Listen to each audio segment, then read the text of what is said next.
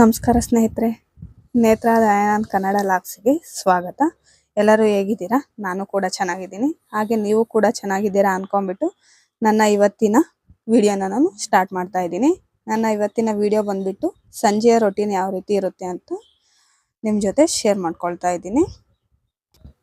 ನಾನು ಇವತ್ತು ಮಾಡ್ತಿರೋ ಅಡುಗೆ ಬಂದ್ಬಿಟ್ಟು ಮೊಟ್ಟೆ ಸಾರು ಹಾಗೆ ಆಮ್ಲೆಟ್ನ ಮಾಡ್ಕೊಳ್ತಾ ಇದ್ದೀನಿ. ಹಾಗೆ ಅದ್ರ ಜೊತೆ ರಾಗಿ ಮುದ್ದೆನೂ ಕೂಡ ಮಾಡ್ಕೊಳ್ತಾ ಇದ್ದೀನಿ. ನಾನು ಯಾವ ರೀತಿ ಮಾಡ್ತೀನಿ ಅಂತ ನಾನು ನಿಮ್ಮ ಜೊತೆ ಶೇರ್ನ ಮಾಡ್ಕೊಳ್ತಾ ಇದ್ದೀನಿ.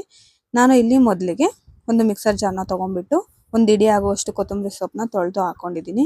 ಹಾಗೆ 2 ಮೀಡಿಯಂ ಸೈಜ್ದು ಈರುಳ್ಳಿನ ದಪ್ಪವಾಗಿ ಹೆಚ್ಚಿ ಹಾಕೊಂಡಿದ್ದೀನಿ. ಹಾಗೆ ಸ್ವಲ್ಪ ಶುಂಠಿನೂ ಕೂಡ ತೊಗೊಂಡಿದ್ದೀನಿ. ಒಂದು ಒಳಕೆ ತೆಂಗಿನ ತುರಿನ ತುರಿದು ಹಾಕೊಂಡಿದ್ದೀನಿ. ಒಂದು 1/4 ಸ್ಪೂನು ಚಕ್ಕೆ ಪುಡಿ ತೊಗೊಂಡಿದ್ದೀನಿ. ಹಾಗೆ 2 ಮೀಡಿಯಂ ಸೈಜ್ದು ಬೆಳ್ಳುಳ್ಳಿನ ಸಿಪ್ಪೆ ತೆಗೆದು ತೊಗೊಂಡಿದ್ದೀನಿ. ಹಾಗೆ ನಾನು ಖಾರ ಪುಡಿನ ಇಲ್ಲಿ 3.5 ಟೇಬಲ್ ಸ್ಪೂನ್ ಆಗೋಷ್ಟು ತಗೊಂಡಿದ್ದೀನಿ. ನೀವು ಖಾರ ಕಮ್ಮಿ ತಿನ್ನೋರು ಕಮ್ಮಿ ಕೂಡ ತಗೋಬಹುದು. ನಾನಿಲ್ಲಿ 3.5 ಟೇಬಲ್ ಸ್ಪೂನ್ ಆಗೋಷ್ಟು ಖಾರನ ತಗೊಂಡಿದ್ದೀನಿ. ಹಾಗೆ ಹುರ್ಗಡ್ಲೆನ ತಗೊಂಡಿದ್ದೀನಿ. ಒಂದು 10 ಆಗೋಷ್ಟು ಹುರ್ಗಡ್ಲೆ ತಗೊಂಡಿದ್ದೀನಿ.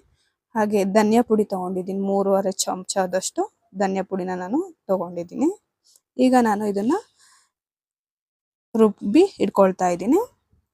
ಈಗ ನಾನು ಮೊದಲಿಗೆ ಗ್ಯಾಸ್ನ ಆನ್ ಮಾಡ್ಕೊಂಡ್ಬಿಟ್ಟು ಒಂದು ಪಾತ್ರೆನ ಕಾಯೋಕ್ಕೆ ಇಟ್ಟಿದ್ದೀನಿ. ಈಗ ನಾನು ಇದಕ್ಕೆ ಒಂದು 3 ಟೇಬಲ್ ಸ್ಪೂನ್ ಆಗೋಷ್ಟು ಅಡುಗೆ ಎಣ್ಣೆನ ಹಾಕೊಳ್ತಾ ಇದ್ದೀನಿ. ಇದು ಎಣ್ಣೆ ಕಾದಿದೆಯೋ ಇಲ್ವೋ ಅಂತ ಚೆಕ್ ಮಾಡೋಕ್ಕೋಸ್ಕರ ನಾನು ಇಲ್ಲಿ ಸ್ವಲ್ಪ ಸಾಸಿವೆನ ಹಾಕೊಂಡಿದ್ದೀನಿ. ಇದು ನೀವು ಬೇಕಾದರೆ ಹಾಕೋಬೋದು, ಇಲ್ಲಾಂದರೆ ಬೇಡ. ಈಗ ನೋಡಿ ಎಣ್ಣೆ ಕಾದಿದೆ.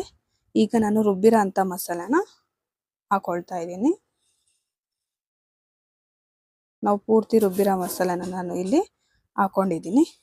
ಹಾಗೆ ರುಚಿಗೆ ತಕ್ಕಷ್ಟು ಇಲ್ಲಿ ಕಲ್ಲುಪ್ಪನ್ನ ನಾನು ಹಾಕೊಂಡಿದ್ದೀನಿ.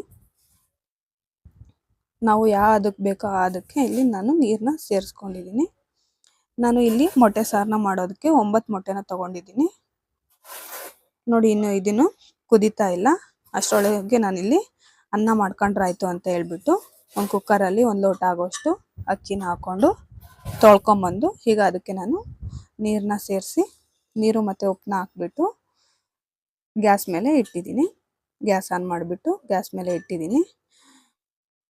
ಈಗ ಸಾಂಬಾರು ಆಗೋದ್ರೊಳಗೆ ಅನ್ನ ಕೂಡ ಆಗುತ್ತೆ ಅಂತ ಹೇಳ್ಬಿಟ್ಟು ನಾನಿಲ್ಲಿ ಅನ್ನಕ್ಕೂ ಕೂಡ ಇಟ್ಟಾಯಿತು. ಈಗ ನೋಡಿ ಸಾರು ಕೂಡ ಕುದಿ ಬರ್ತಾ ಇದೆ. ಇದೇ ರೀತಿ ನಾನು ಒಂದೊಂದು ಮೊಟ್ಟೆನೂ ಒಂದು ಬೋಲಿಗೆ ಹಾಕೊಂಡಿದ್ದೀನಿ. ಹೊಡ್ಕೊಂಡು ಒಂದೊಂದೇ ಈ ರೀತಿಯಾಗಿ ಒಂದ್ರ ಪಕ್ಕ ಒಂದನ್ನು ನಾನು ಇಲ್ಲಿ ಹಾಕೊಳ್ತಾ ಇದ್ದೀನಿ. ನೋಡಿ, ಈ ರೀತಿ ನಾನು ಸುತ್ತನೂ ಕೂಡ ಹಾಕೊಳ್ತೀನಿ. ಯಾಕಂದರೆ ಇಲ್ಲ ಅಂದರೆ ಒಂದಕ್ಕೊಂದು ಜಾಯಿಂಟ್ ಆಗಿ ಎಲ್ಲ ಕದ್ರಕೊಂಡ್ಬಿಡ್ತವೆ. ಹಾಗಾಗ್ಬಿಟ್ಟು ಈ ರೀತಿಯಾಗಿ ಹಾಕೊಳ್ತೀನಿ. ಅದು ಕುದಿಯೋದ್ರೊಳಗೆ ನಾನಿಲ್ಲಿ ಆಮ್ಲೆಟ್ಟಿಗೆ ಜೋಡಿಸ್ಕೊಂಡ್ರಾಯ್ತು ಅಂತೇಳಿ ಜೋಡಿಸ್ಕೊಳ್ತಾ ಇದ್ದೀನಿ.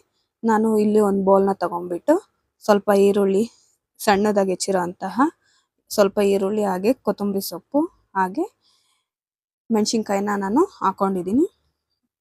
ನಾನು ಇಲ್ಲಿ 4 ಮೊಟ್ಟೆನ ತೊಗೊಂಡಿದ್ದೀನಿ ಆಮ್ಲೆಟ್ಟಿಗೆ. ಅದನ್ನು ಕೂಡ ಹಾಕೊಂಡಿದ್ದೀನಿ. ಈಗ ರುಚಿಗೆ ತಕ್ಕಷ್ಟು ನಾನು ಉಪ್ಪನ್ನ ಹಾಕ್ಕೊಳ್ತಾ ಇದ್ದೀನಿ. ಈಗ ನಾನು ಇದನ್ನು ಚೆನ್ನಾಗಿ ಮಿಕ್ಸ್ ಮಾಡ್ಕೊಳ್ತಾ ಇದ್ದೀನಿ. ನಿಧಾನವಾಗಿ ನಾನು ಇಲ್ಲಿ ಮಿಕ್ಸ್ನ ಮಾಡ್ಕೊಳ್ತಿದ್ದೀನಿ. ನಾವು ಇದನ್ನು ಸ್ವಲ್ಪ ಹೊತ್ತಿಗೆ ಮುಂಚೆನೇ ಕಲಸಿಡೋದ್ರಿಂದ ಈರುಳ್ಳಿ, ಮೆಣಸಿನ್ಕಾಯಿ, ಕೊತ್ತಂಬರಿ ಸೊಪ್ಪು, ಮೊಟ್ಟೆ ಎಲ್ಲದಕ್ಕೂ ಕೂಡ ಸರಿಯಾಗಿ ಉಪ್ಪು ಹತ್ಕೊಳುತ್ತೆ. ರುಚಿನೂ ಕೂಡ ಚೆನ್ನಾಗಿ ಬರುತ್ತೆ ಅಂತ ನಾನಿಲ್ಲಿ ಜೋಡಿಸಿ ಇಟ್ಕೊಳ್ತಾ ಇದ್ದೀನಿ. ಈಗ ಇದನ್ನು ನಾನು ಸೈಡಲ್ಲಿ ಎತ್ತಿಡ್ಕೊಳ್ತಾ ಇದ್ದೀನಿ. ಸಾಂಬಾರಿಗೆ ನಾನಿಲ್ಲಿ ಮೊಟ್ಟೆ ಹಾಕಿದ್ನಲ್ವ, ಸ್ವಲ್ಪ ಹೊತ್ತು ಕುದಿಲಿ ಅಂತ ಹೇಳ್ಬಿಟ್ಟು ನಾನು ಸಣ್ಣಗೆ ಗ್ಯಾಸ್ನ ಮಾಡಿ ಬಿಟ್ಟಿದ್ದೆ. ಈಗ ಅದು ಕುದೀತಾ ಇದೆ. ನಾವು ಮೊಟ್ಟೆ ಹಾಕಿದ ತಕ್ಷಣ ನಾವು ಇದನ್ನು ಚೌಟಿಂದ ಗೂರಾಡೋಕ್ಕೆ ಹೋಗಬಾರ್ದು. ಸ್ವಲ್ಪ ಹೊತ್ತು ಕುದಿಯೋಕ್ಕೆ ಬಿಡಬೇಕು. ನೋಡಿ, ಈ ರೀತಿಯಾಗಿ ಒಂದು 5 ರಿಂದ 10 ನಿಮಿಷ ಕುದಿಸ್ಕೊಂಡ್ರೆ ಸಾರು ಕೂಡ ರೆಡಿ ಆಗುತ್ತೆ. ನಾನು ಇವತ್ತು ಊಟದ ಜೊತೆ ಸ್ವಲ್ಪ ಮಜ್ಜಿಗೆನ ಮಾಡ್ಕೊಳ್ಳೋಣ ಅಂತೇಳಿ ಮಾಡ್ಕೊಳ್ತಾ ಇದ್ದೀನಿ.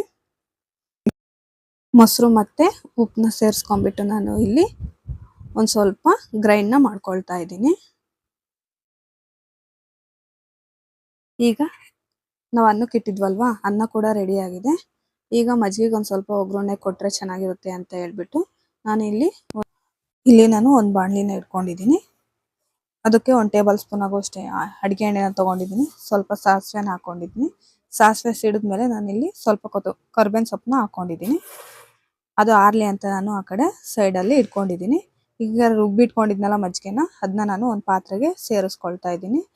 ಈಗ ತಣ್ಣಗಾಗೋಕೆ ಇಟ್ಟಿದ್ನಲ್ವಾ ಸಾಸಿವೆ ಕರ್ಬೇವಿನ ಸೊಪ್ಪನ್ನ ಹಾಕಿ ಸಿಡ್ಕೊಂಡಿರೋದನ್ನ, ಅದನ್ನು ಕೂಡ ಮಜ್ಜಿಗೆಯಲ್ಲಿ ನಾನು ಹಾಕಿದೆ. ಈಗ ಸಾಂಬಾರು ಕೂಡ ರೆಡಿ ಆಗಿದೆ. ಅನ್ನ ಸಾಂಬಾರು ಎರಡು ಕೂಡ ಈಗ ರೆಡಿ ಆಗಿದೆ. ನಾನು ಒಂದು ಕಡೆ ಗ್ಯಾಸ್ ಮೇಲೆ ಈಗ ಒಂದು ಪಾತ್ರೆಯಲ್ಲಿ ಸ್ವಲ್ಪ ನೀರನ್ನ ಹಾಕ್ಬಿಟ್ಟು ಮುದ್ದೆ ಮಾಡೋಕ್ಕೆ ಇಟ್ಕೊಳ್ತಾ ಇದ್ದೀನಿ. ಹೆಸರನ್ನ ರೆಡಿ ಮಾಡ್ಕೊಳ್ತಾ ಇದ್ದೀನಿ. ಸ್ವಲ್ಪ ನೀರು ಮತ್ತು ಅದ್ರ ಜೊತೆ ಅಕ್ಕಿ ನುಚ್ಚನ್ನ ನಾನು ಇಲ್ಲಿ ಸೇರಿಸ್ಕೊಳ್ತಾ ಇದ್ದೀನಿ. ನಾವು ಸ್ವಲ್ಪ ನೀರು ಕಾದ್ಮೇಲೆ ಹಾಕೋದ್ರಿಂದ ನಮಗೆ ಹೆಸರು ಬೇಗನೆ ಕುದಿ ಬರುತ್ತೆ. ನಾನಿಲ್ಲೊಂದು ಸ್ವಲ್ಪ ಬೆಚ್ಚಗಾದ್ಮೇಲೆ ಇಲ್ಲಿ ಅಕ್ಕಿ ನುಚ್ಚನ್ನ ಸೇರಿಸ್ಕೊಳ್ತಾ ಇದ್ದೀನಿ. ನಾನು ಇಟ್ಟಿರೋ ಹೆಸರಲ್ಲಿ 4 ಮುದ್ದೆನ ನಾನು ಮಾಡ್ಕೊಳ್ತಾ ಇದ್ದೀನಿ.